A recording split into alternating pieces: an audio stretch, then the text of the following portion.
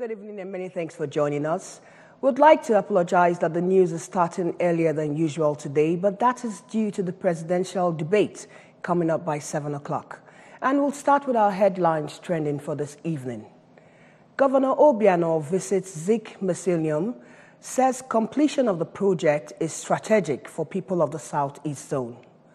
A non-governmental organization donates drugs and medical equipment worth over 1 billion naira to Umweri General Hospital. President Buhari sets up advisory technical committee on proposed 30,000 minimum wage. And moving over to the foreign scene, former Israeli Prime Minister confesses to spying for Iran. And we'll start with the news in details.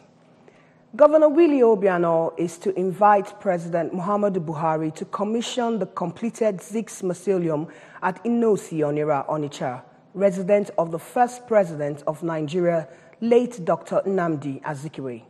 The governor gave the hint during an inspection visit to the mausoleum, as well as inspection of ongoing construction of the second Niger Bridge, Onitsha. And we'll join our Government House correspondent, Ejike Abana, for the rest of the details.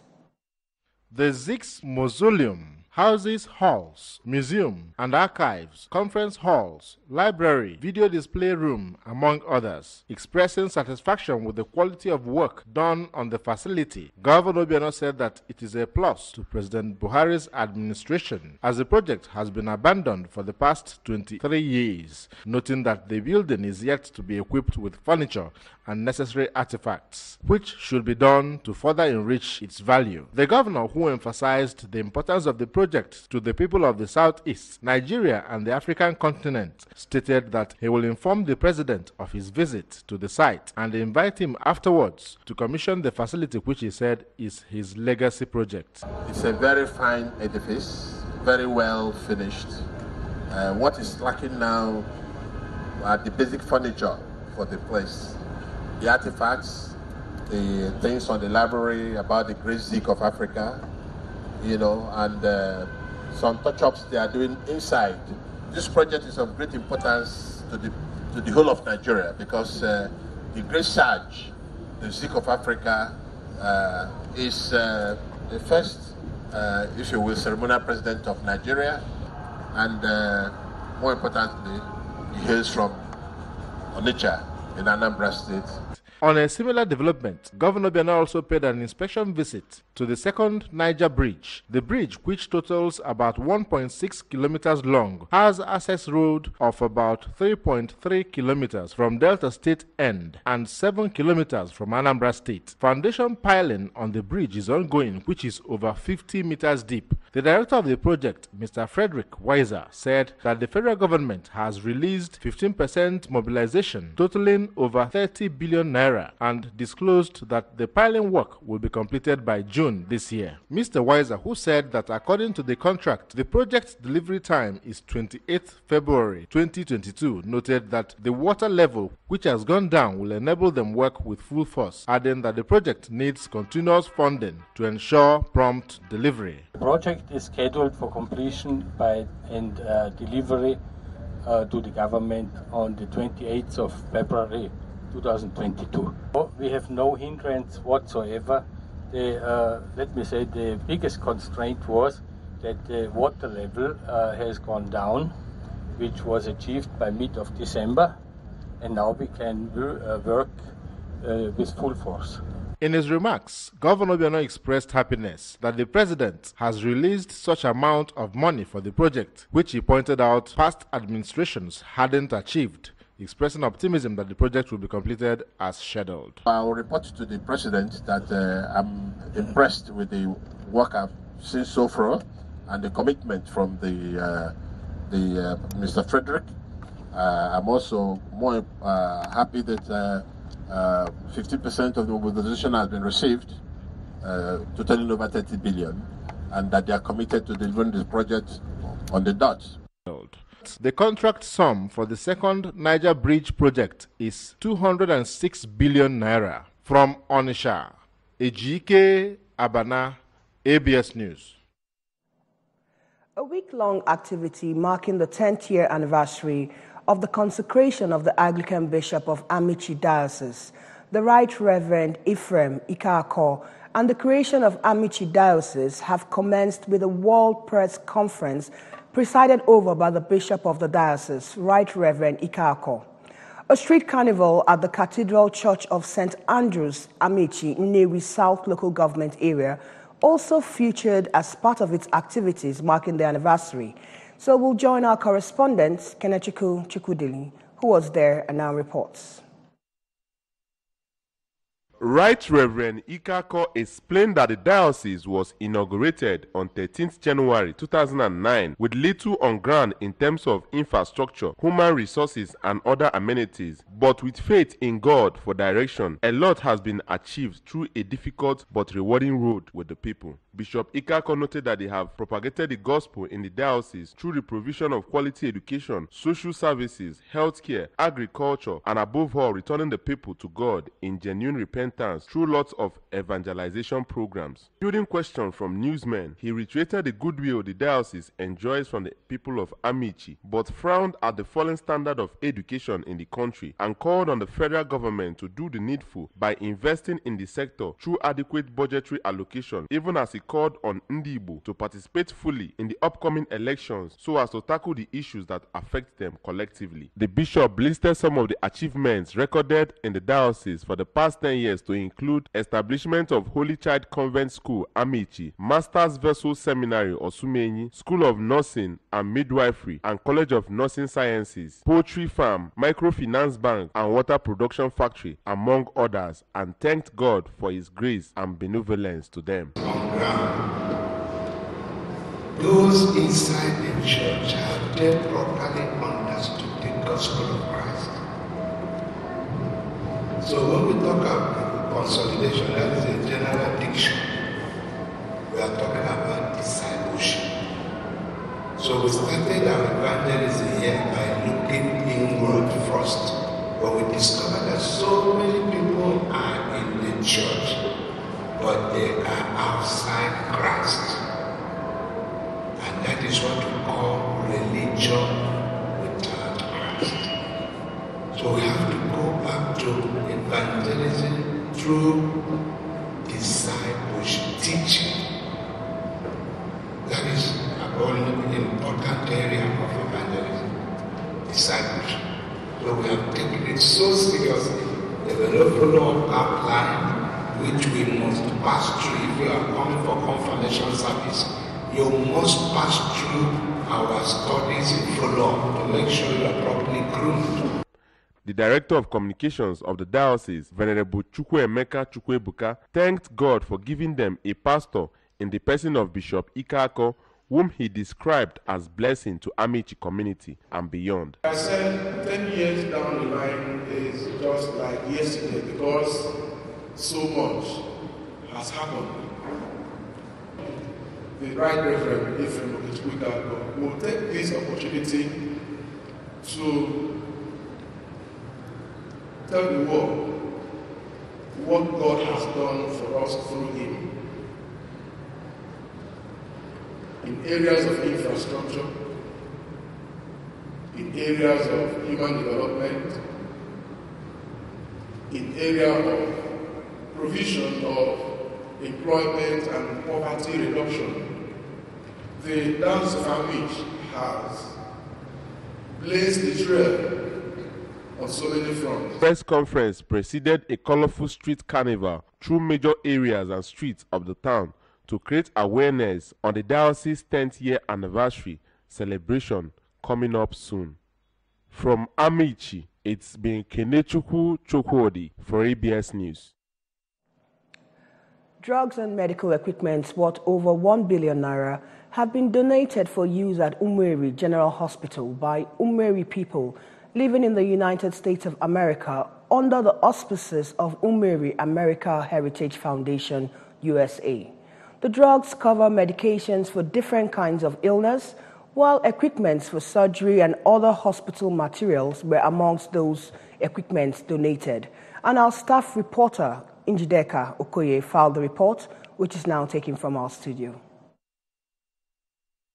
Presenting the items at the palace of the traditional ruler of Umeri, Igwe Bennett Emeka, the coordinator, Dr. Peter Nnemeka from Obumeri, said they donated the drugs and the equipment for use at Umeri General Hospital for primary health care services to meet the health care of the people of Umeri and beyond. Dr. Nnemeka stated that they want to copy models around the world and to ensure that good medications and good services are given at the hospital with credible results, urging people to avail themselves the opportunity and visit the hospital to benefit from the drugs. We have models to emulate. The old and awful, nobody call Adazi Hospital and the Iene Hospital. Those are models we plan to copy and supersede, so that on you see anywhere on the hospital that good services are provided by the good doctors there, authentic medications will be given to them. The president, Umeri America Heritage Foundation, USA, Chief Pius Owalo, said they saw it as a challenge to have a functional general hospital at Umeri for their people and others. We think that medical is very important, especially with the people growing old. And if you look around also, Umeri General Hospital is the oldest hospital in Anambra local government area. So it is a challenge to us to make sure that it is a very functional hospital. Receiving the items, the traditional ruler of Umeri, Igwe appreciated donors for keying into Governor Willie Obiano's Think Home philosophy by equipping the Umeri General Hospital with standard hospital equipment and drugs for quality health care services, noting that they have been assisting in putting up other developmental projects in Umeri. First of all, I feel very much happy that our people living in America are now thinking home. They are now applying the philosophy of His Excellency Governor Willie Obiano. Umeri is their primary home of origin, and that is why they have to package all these things to bring down to Umeri for the use of Umeri General Hospital. And this is not the first time they are doing it. In a vote of thanks, the doctor in charge of the hospital, Dr. Vincent Anibe, and Reverend Clem Uzuebu thanked God and the donors for coming to their needs and promised good usage of the items for the common good of the people. From Umeri, Njideka Okoye, ABS News. The youths of Northia community in Njikor local government area recently celebrated the maiden edition of Northia Youth Unity Carnival. The event, which witnessed massive participations by youth of Northia, featured masquerades, cultural dances, organ music, among others. And our correspondent, Valentine Mbaduga, completes the story. Speaking shortly after the carnival, the youth leader of Northia community, Mr. Nonsonwibo, while appreciating the youths who participated in the carnival for their conduct, promised to make the carnival an annual event. Mr. Nwibo explained that the purpose of the event was to unify the youths of Northia to attract and sustain peaceful coexistence as well as growth and development in Northia. Today is our Unity Carnival.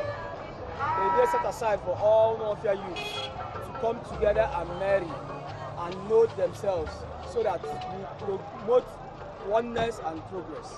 And I'm using this to preach peace, progress, and unity in our communities.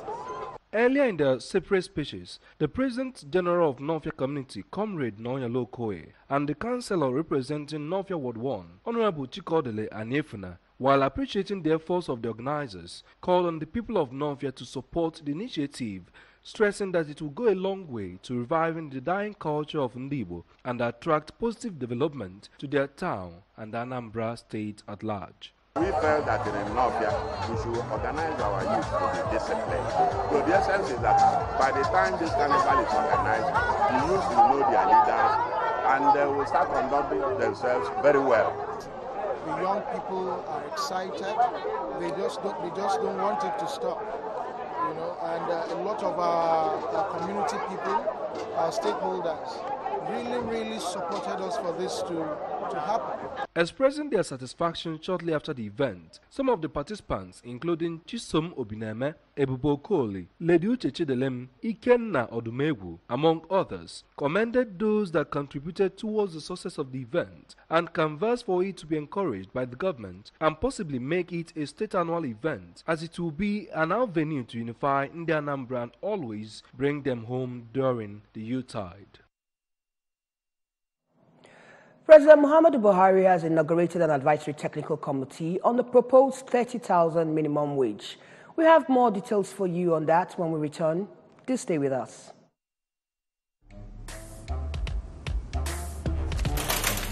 Rosie, I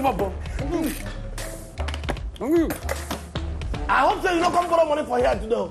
Rosie, anything we fit do for your one and only brother-in-law, me self, I want go big. Pick your phone. I beg leave all this here customer every time. Police people send me picture. We are one 6 data. See you. You want blow? Here you don't get data. So send ordinary picture. Give your customer. Rosie, you're waiting on some band new. See, Kali? Is it not the same time you started? Thanks to Glow Gassi. It's two fashion business now. I said take your 7. Oh yeah, come. Go buy your own. Rosie.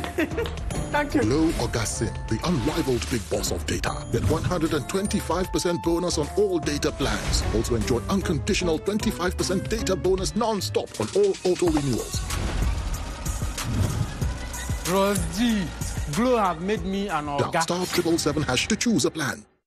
After all the weekday stress from work, what do you wake up to? The Weekend Show on ABS TV, channel 24, with Oluchi Carlo, David Opopasele. The people's opinion and contribution from the streets of Anambra State is Street Waka on the Weekend Show. I am Ogenerumio Government. Alright people, my name is Amaka Ubeche. I get crash every single fun event in town, bring it to you and make you feel like you attended. Just call me Miss Social. The Weekend Show is educative, Entertaining. informative. It's extra everything. Saturday morning, 7 a.m. to 10 a.m. Join us. The Weekend Show on ABS TV channel 24 every Saturday, 7 a.m. to 10 a.m. Welcome back and thanks for staying with us. President Muhammadu Buhari has inaugurated an advisory technical committee on the proposed 30,000 naira new minimum wage. The committee is to advise the federal government on new sources of funds as well as ways to implement the proposed new minimum wage in a sustainable manner. Other terms of reference to the committee include proposing a work plan and modalities for implementation. The committee, which is to be headed by popular economist Bismarck Riwan, with other experienced economists and administrators also making up the list. The committee is expected to submit its report in 1 month. President Buhari, while setting up the committee, said he is committed to a review of the national minimum wage. It will be recalled that on December 21st, 2018, while presenting the 2019 budget proposal, President Buhari had announced he will set up the committee. 11-year-old Munachi Chiobi has won a water dispenser on the ABS radio program Gospel Trivia. The radio program, which usually comes up every Sunday morning, anchored by Mrs. Ifi Unachuku and sponsored by the traditional ruler of Aguleri, Igwe Christopher Idigo, seeks to encourage the attitude of reading the Bible, especially by youths. And we'll join Chidima Ikeanyonwu for the rest of this report. Miss Munachi, who is currently a junior student at the Koninga des Frendes College, Oga, won the gift item when she tuned in to the program, answered the questions, and made remarkable contributions. It would be noted that this wasn't the first time she's winning on the program, as she has on few occasions won recharge cards, amongst others. On why she loves listening to radio, she attributed it to her mother, whom she said never allowed her to while away her time anytime she's on vacation. Receiving the water dispenser, Munachi Chiobi thanked the sponsor and ABS and advised youths and children to cultivate the habit of listening to radio and read their Bible daily. We usually go to 6 o'clock mass. When we come back, my mother will tell me to go and on the radio. If I on the radio, I will hear you. I will hear you asking questions. The other time, one girl won the Samsung Galaxy. Oh, you even remember it? Yes. That one really inspired me that I said that I must win this water dispenser. Hey. In her rendition, Munachi's mother, Mrs. Florence Okafor Chiobi, described Mona as a kid who loves to explore and discover new things on her own, advising parents and guardians to teach their children the Bible and pay attention to what they are being taught and do. She prayed God for more wisdom and knowledge towards her daughter. Handing over the dispenser to the winner, a staff of the ABS, Mr. Michael Anene, encouraged both young and old to participate actively in the program in order to be the next winner, even as he charged little Miss Munachi not to relent in reading her Bible. With all sense of humility, we present this to you for winning the prize, the esteemed prize on Gospel Trivia. Thank you. It would be recalled that the Gospel Trivia won an award for Anambra Broadcasting Service as the best soul gospel presenter of the year 2018. In Oka, I am Chidema Ikanyo reporting for ABS News.